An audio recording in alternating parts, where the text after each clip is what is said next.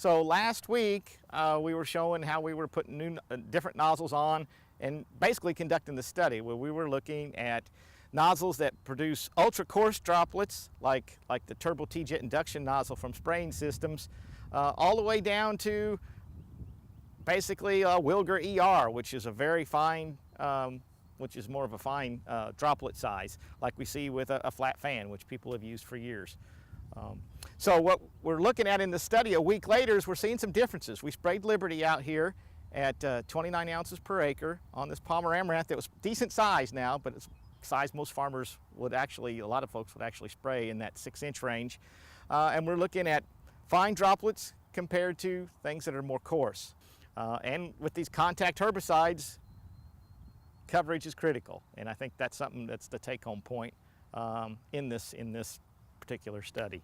So what we're going to do now is actually kind of step through each one of these treatments and examine how each of these nozzles work with Liberty on that Palmer Amaranth that's in that 6-inch size range at the time of application. So this is a week after application.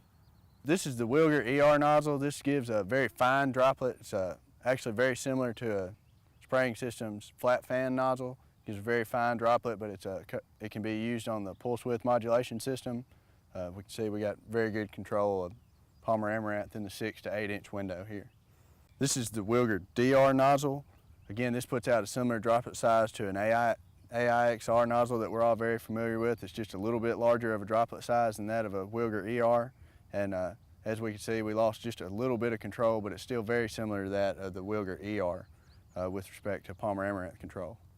This is the Tee Jet Induction nozzle from spraying systems. This is actually the nozzle that's going to be on the Roundup Extend labeling. It gives a very coarse droplet, but as you can see, if we try to use this nozzle with a contact herbicide like Liberty, we're going to sacrifice some control in comparison to what we would have had if we would have used a nozzle like an ER or a DR or an AIXR or a flat fan nozzle that produces a smaller droplet size that gives better coverage.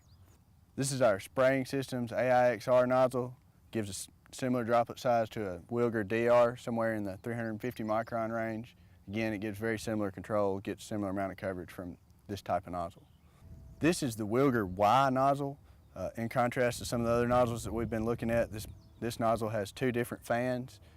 Adding a second fan gives it the ability to get more coverage without necessarily increasing our droplet size. And again, whenever we get that increase in coverage, we get a better control. And on this Wilger Y, we had a combination of a Wilger DR and a Wilger SR nozzle.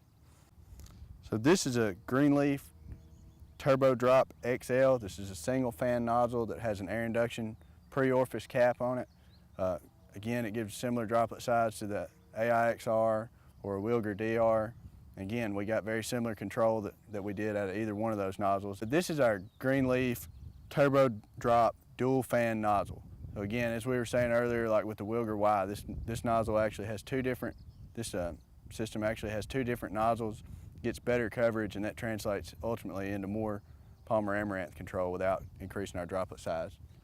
This is a prototype nozzle from Wilger. This nozzle produces a very coarse droplet, something akin to a spraying system's TTI nozzle, but the advantage of this nozzle is that it can be used on a pulse width modulation system, whereas a Tee Jet cannot. But again, if we try to use this nozzle with a contact herbicide, we're going to lose some control on Palmer Amaranth.